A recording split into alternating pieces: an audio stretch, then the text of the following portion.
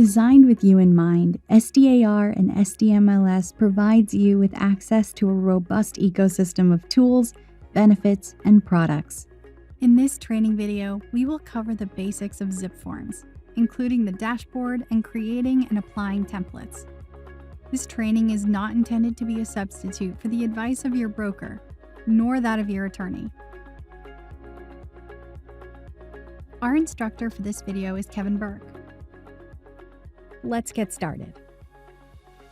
There are a lot of ways to get to zipForms, but probably my favorite way is to go to the San Diego Association of Realtors website. So I have logged in already. The first thing that I want you to do, the most important thing, is I want you to go up here. Look at that handsome guy, right? My high school photo. I guess it can't because it's gray. I'm going to click on the little link that talks about me, okay? And under me, you can see all this information. Well, this is information that was auto-populated by the membership. Here where my picture is, you just click on it if you want to change your picture. You should have your picture up there, folks, right? I mean, listen, we want to be branding you. You know, the big companies that we all work for or have worked for in the past have spent an awful lot of money trying to brand themselves. I want people 10 years from now to remember you. Okay, so let's make it happen, and let's get started on it now. All right. So I just want to make sure you can see that screen. Okay, good. So here's what I'm going to do over here: Profile and Settings. I'm going to click on Profile and Settings. Here, this is the All About Me page, and you can see I've got some headings up here that I'm going to hit one at a time.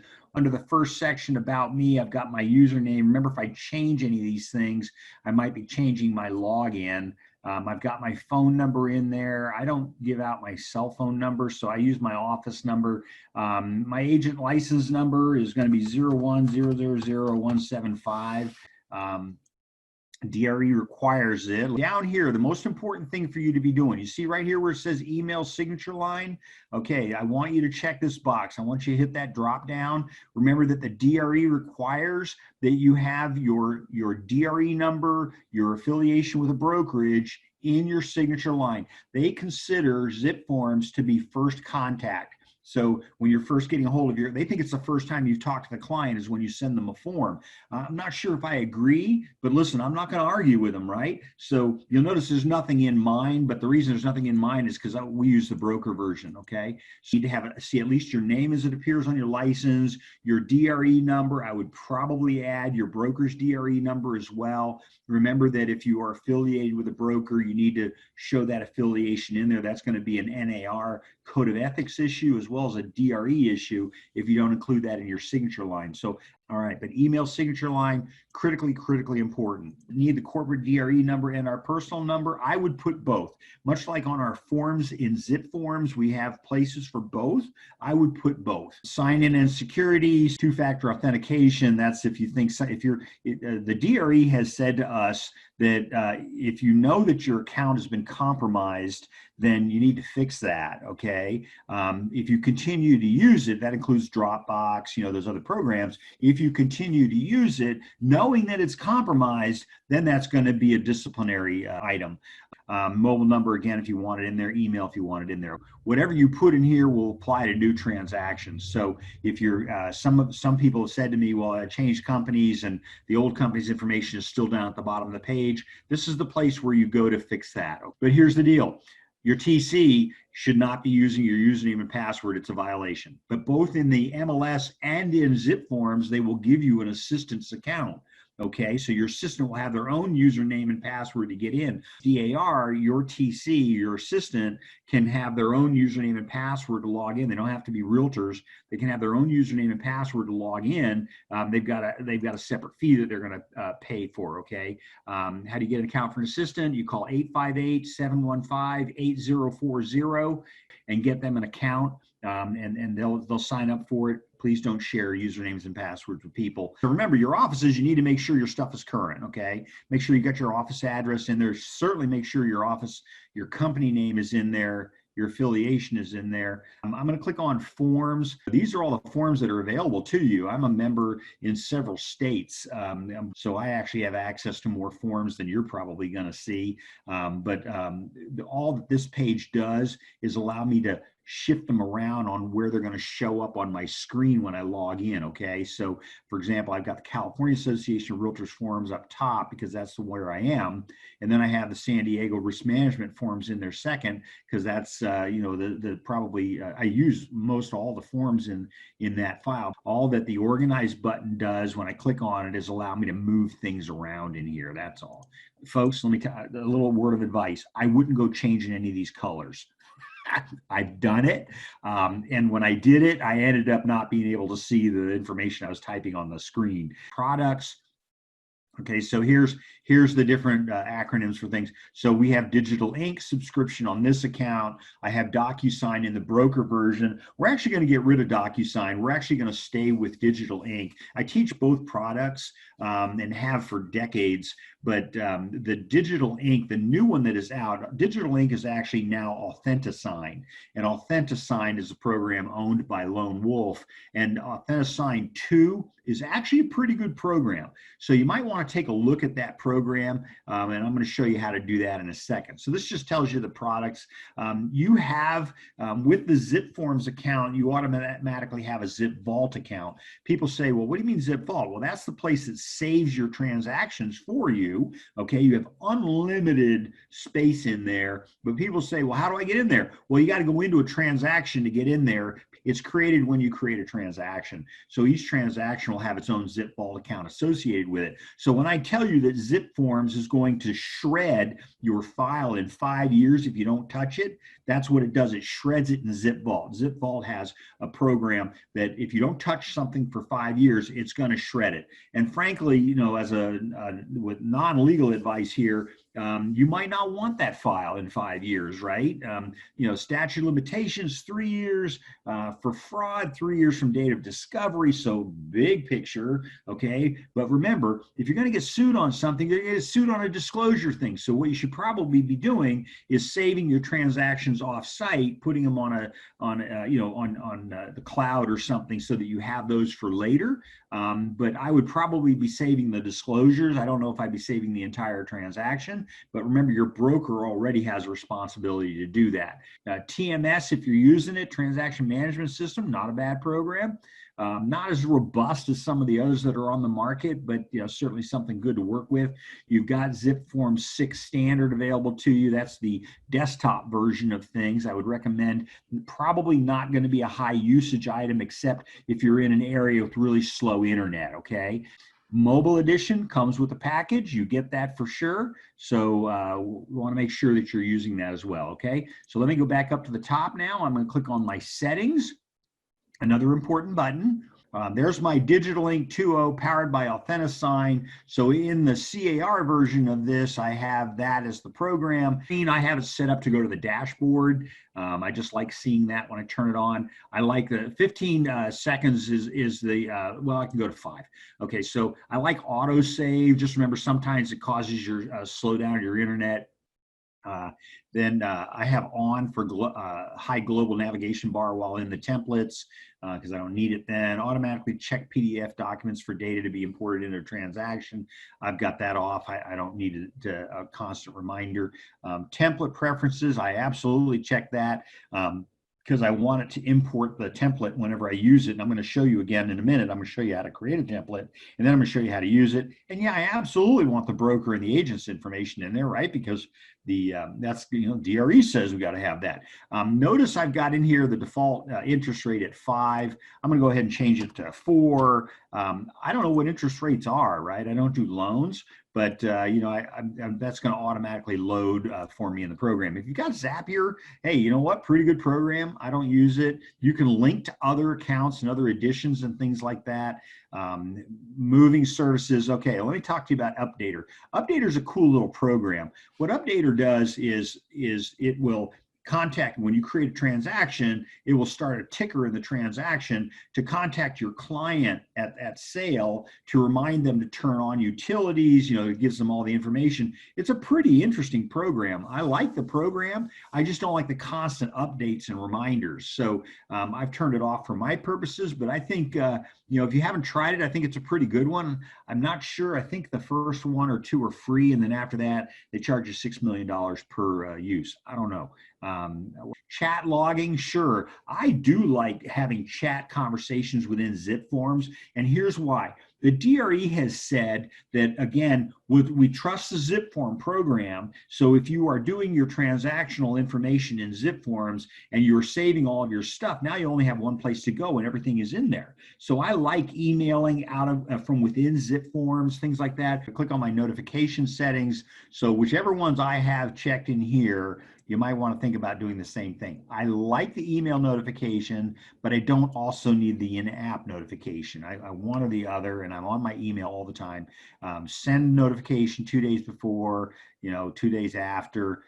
Send it until its due date. Doc Inbox, neat program. I like it. Your client can send emails into the program. They can use either a fax or scan it or whatever. I can tell you it's probably a little more complicated for most of my clients.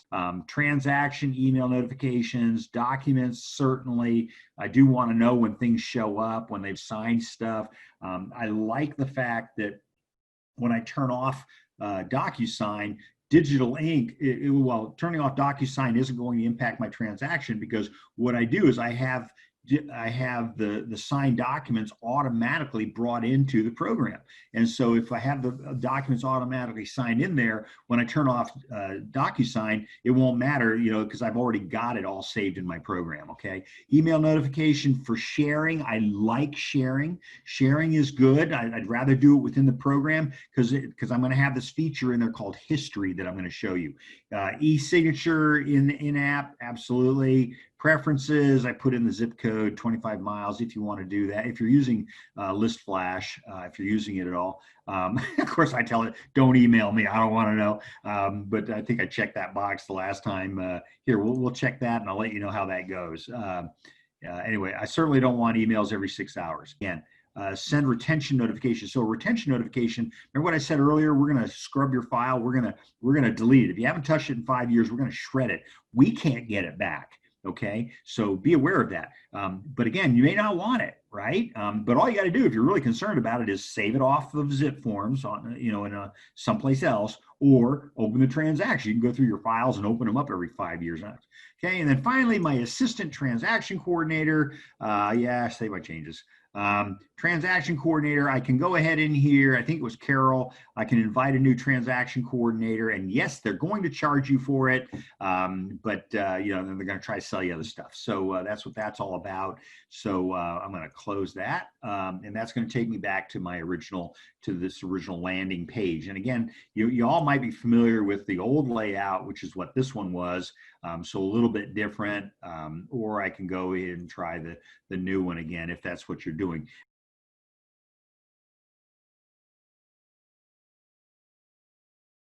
Let's go ahead. I want to create a new transaction. And in doing this, so pay attention, because in doing this, I'm going to show you how to create a template. Okay, so let's go ahead and create a new transaction. I'm going to create new. Now, this is CAR's attempt to start a template for you. I'm going to call it a new purchase offer. You notice I have new listing, new purchase offer, new lease. The goal is at some point down the line, they're going to try to add more and more to this template. So I'm going to go over in here and I'm going to click on new purchaser offer. And it's going to spin a little bit. And then I'm going to go up here and somebody had a question. So I'm going to give it a name. All right. So this is what we call a naming convention. I don't know how many transactions you're planning on doing, but you want to be able to find them again. So what we do is we put the name of the buyer, for example. This is a buyer. So we put Bob.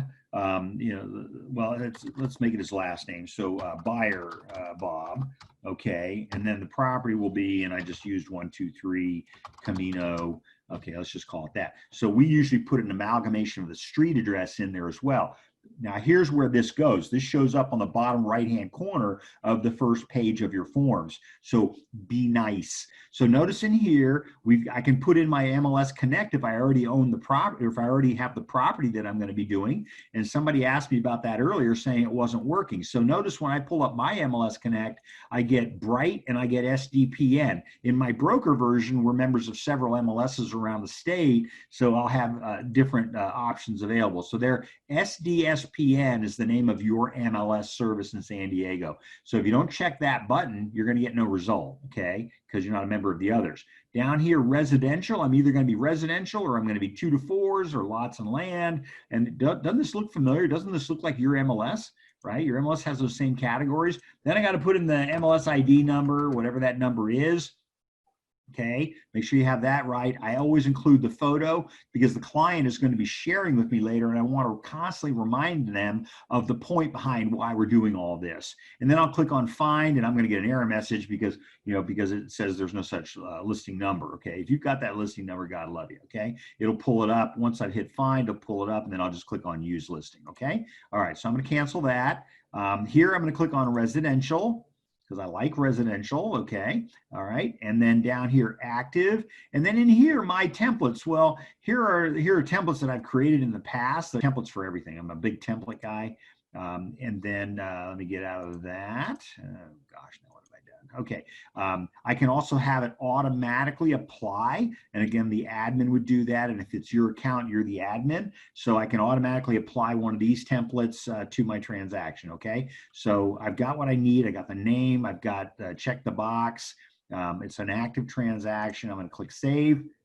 So now I'm in a transaction, okay? This is the fun part, right? So let me tell you about a couple of things in here that you are never going to use, all right? So your summary, it's going to load to this page. I don't think you can change that. I'm pretty positive we made it so you can't, because we want you getting there all the time. Here's my drop down. This is where I can go in and change things to the transaction. Oh, there's my forms advisor and my forms tutor. So if I don't know what forms to use, I'm probably going to click on forms advisor, okay? I can look at my transaction details, which is going to take me back to that screen I had before. It's a purchase, okay? Everybody got that? So I might change it to, something else. I might change it to, fell through or something like that. I can email into the transaction. My clients can email into the transaction. I can copy the transaction. I loved what I did so much. I want to copy it and use it again. Be very careful with that.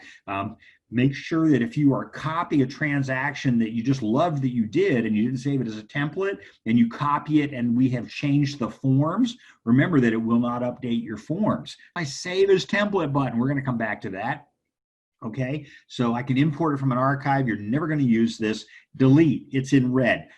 Very sparingly, folks. Be careful about using the delete key. Again, if you hit the delete key, it goes away and we can't get it back. So it's gone. So I tell people instead of deleting it, I would save it as an inactive transaction.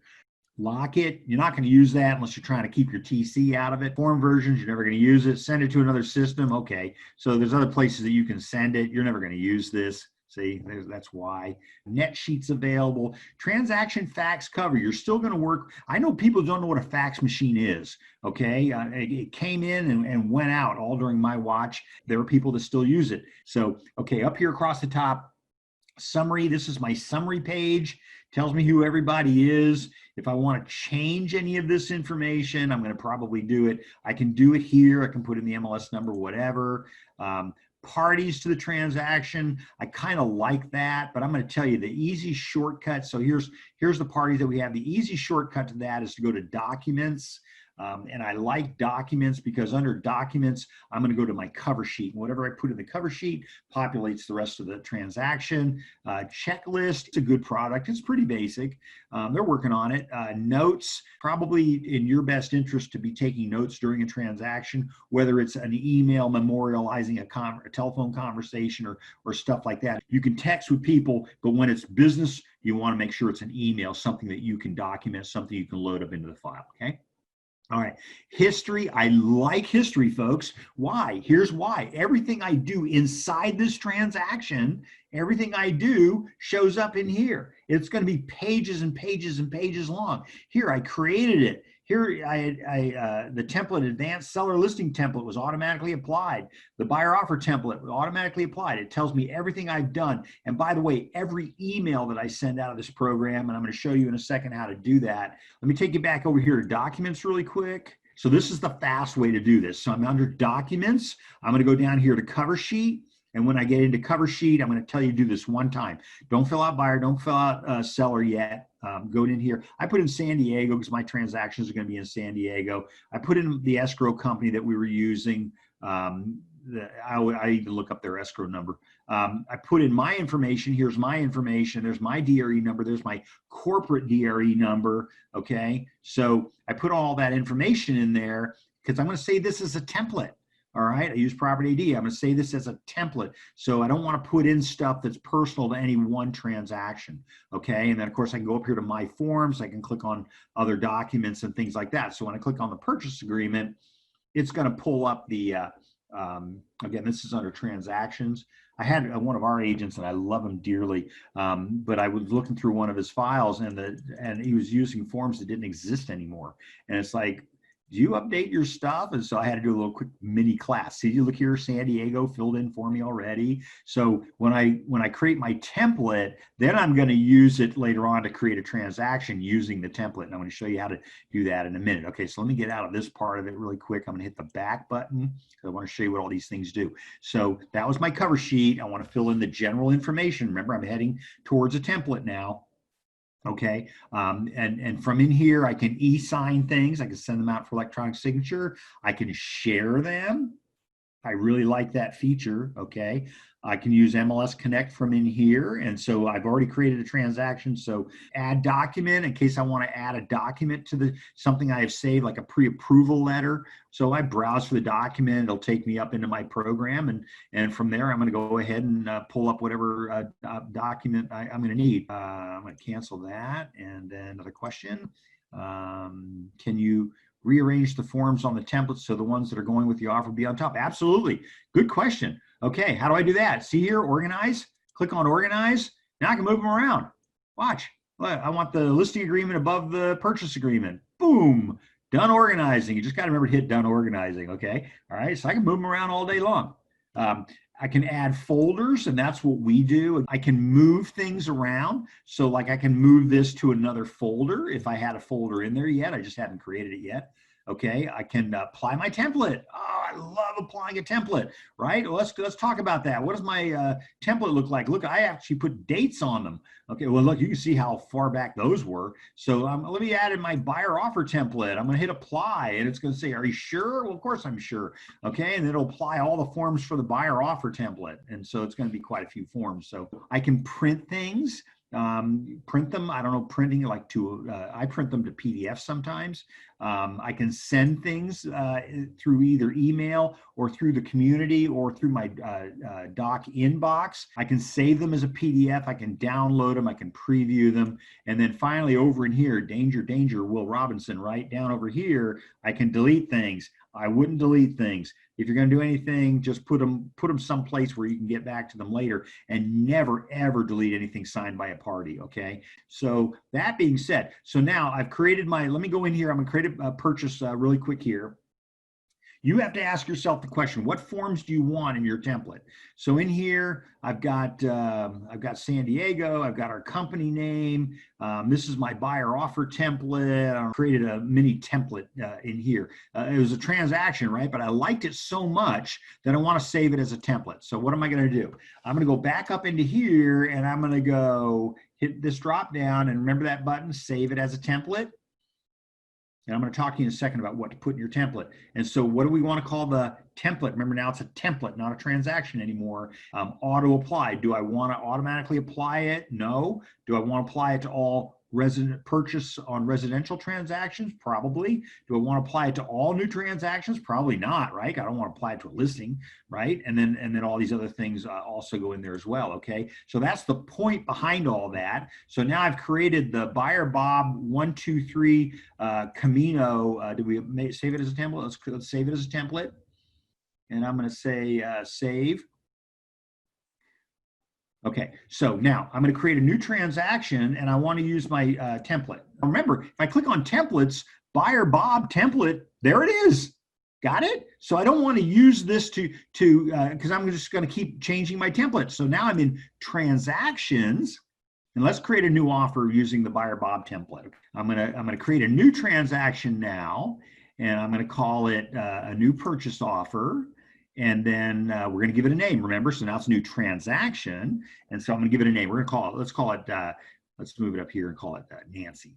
Our new transaction is going to be residential. It's an active transaction. What template do I want to use? Where's my buyer Bob template? There it is right there, my personal template. I added the buyer Bob template. And now when I hit save, it'll create my transaction based on the template that I saved. Okay, so look at that, applying the template, auto applying template for purchase. And here I created a whole new transaction called Nancy. I go to my documents, and here come all the documents, right? All the ones that we had, that we created because we liked it so much, right? So remember, when you're creating a template, you want to make sure you only put in generic stuff. Create your template so it can be used across all transactions. Now, there's your forms and everything. Thank you all for being here, and I wish you the best. Take care for now. Need more help? Contact SDAR Member Services at 858-715-8040 or membership@sdar.com.